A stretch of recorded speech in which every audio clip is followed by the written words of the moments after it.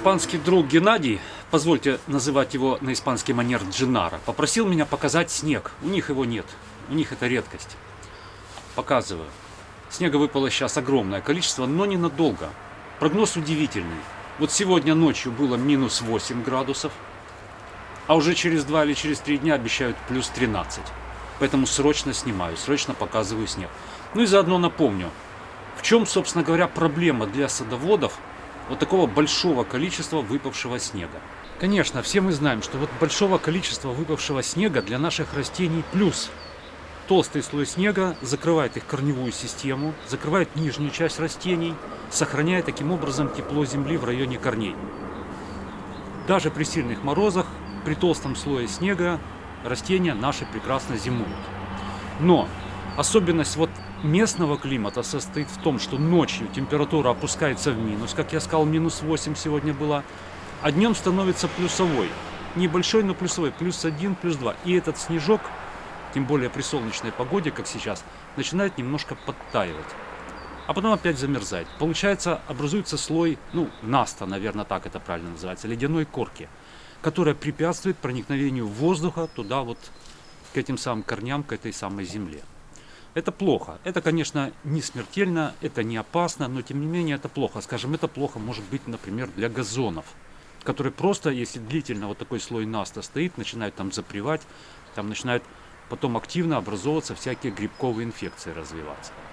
Но все-таки это не самое страшное. Самое страшное это, конечно, тяжелый снег, падающий на ветки наших, именно в первую очередь, вечно зеленых растений.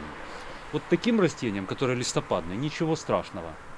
Вот он налип, оледенение небольшое, снег лежит. Ничего страшного. Ветки немножко согнулись, но если растение вечно зеленое, площадь хвои или площадь листьев большая, снег буквально придавливает эти растения к земле и может их попросту сломать. Особенно при минусовой температуре ветки становятся хрупкими.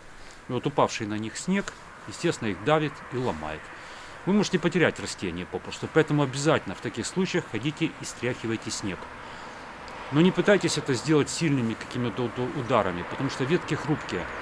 Аккуратно старайтесь это делать. Это магония прицветниковая, вечно зеленое растение, я вам показывал, видео делал про нее. Вот смотрите, вот так стоял куст, теперь он просто лежит, толстый слой снега. Вот это все надо убрать. Но делать медленно, потому что сейчас минусовая температура, чтобы ни в коем случае не сломать.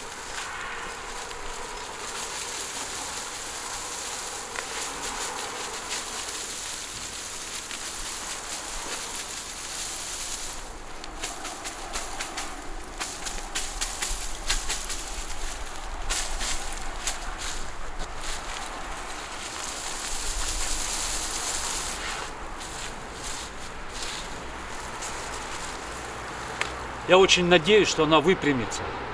Видите, как она деформировалась? Я все-таки надеюсь, что она поднимется. Но если что, побью колышек и привяжу, когда этот снег растает на днях. А вот 3 молоденьких туи. То же самое, облеплены снегом. И вот как раз у таких растений, которые колонновидные, вот эти ветки начинают так гнуться, деформироваться и могут потом, в принципе, даже не выпрямиться. Поэтому не оставляйте это так, без присмотра. Стряхивайте.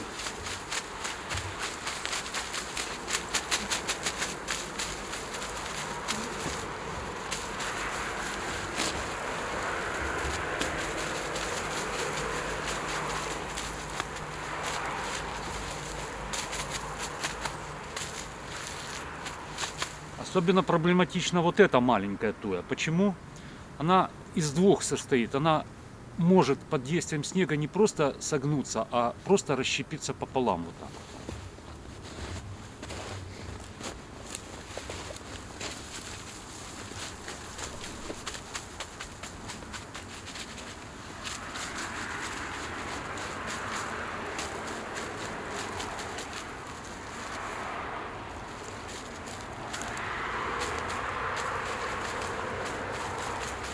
Ну вот такое небольшое напоминание по поводу выпавшего снега. Дженара, я надеюсь, этим снегом налюбовался. Как он мне пишет, у него там в Испании температура чуть ли не плюс 21 градус. Ну, в общем, у каждого региона свои плюсы, свои минусы. Собственно, точно так же, как и у большого количества снега. У меня на сегодня все. Спасибо, что смотрели. А я жду хорошей погоды, чтобы снять для вас интересное видео. Всего доброго.